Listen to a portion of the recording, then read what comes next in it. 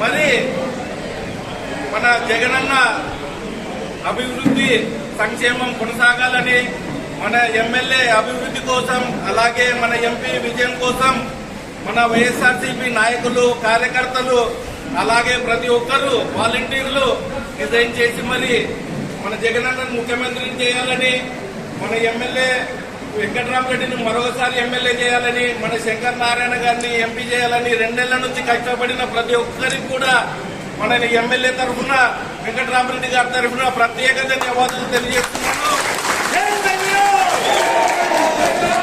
ఈరోజు ఎటువంటి సందేహం లేదు, ఖచ్చితంగా జూన్ 4వ తారీఖు మరొకసారి ఈ గుంతకల్ గడ్డ మీద మన వైఎస్ఆర్సీపీ జెండా ఖచ్చితంగా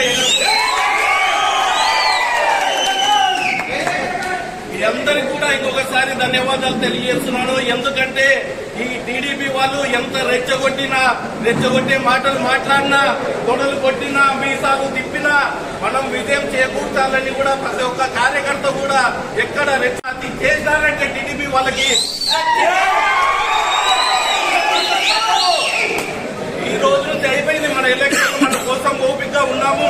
ఎమ్మెల్యే గారి ముఖం చూసి మీరంతా కూడా ఓపిక ఉన్నారు. పొరపాటున రెచ్చగొట్టే వాక్యాలు కానీ ఏమన్నా చేసినారంటే కూడా ఎవరు తగ్గే. ఈ 50 రోజులు ప్రతిరోజు కష్టపడినటువంటి ప్రతి కార్యకర్తకి, ప్రతి నాయకునికి శిరస్సు వంచి వాళ్ళకి కృతజ్ఞత తెలుపుకుంటున్నాను.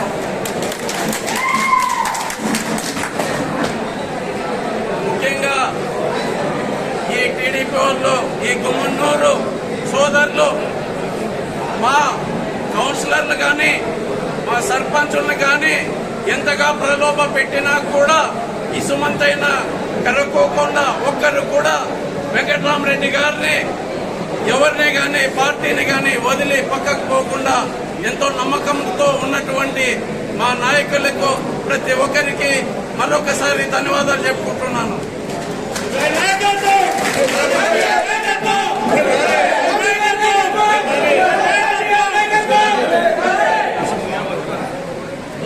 గుమ్మన్నూరు జయరాం, గుమ్మన్నూరు నారాయణకి ఒక మాట చెప్తున్నా. గుమ్మన్నూరు ఏ డిస్ట్రిక్ట్ లో ఉందయ్యా అని అడుగుతున్నా నేను. నువ్వు కర్నూలు డిస్ట్రిక్ట్ లో ఉండి కర్నూలు పదవి పొంది ఇక్కడికి వచ్చి మూచిపల్లి శ్రీనివాస్ రెడ్డి అని నన్ను కడపకు పంపిస్తాను అని మాట్లాడుతున్నావు. నేను ఇన్ని రోజులు మాట్లాడలేక కాదు. నేను అనంతపూర్ డిస్ట్రిక్ట్ వచ్చి 50 సంవత్సరాలైంది. గుంటకల్లికి వచ్చి 30 సంవత్సరాలైంది. గుత్తికి వచ్చి 10 సంవత్సరాల నుంచి ఉంటున్నా. నన్ను నువ్వు చేప చుట్టి కడపకు పంపిస్తానంటున్నావు. ఈ రోజు చెప్తున్నా, జూన్ 4వ తేదీ నిన్నే మడత పెట్టి చేసి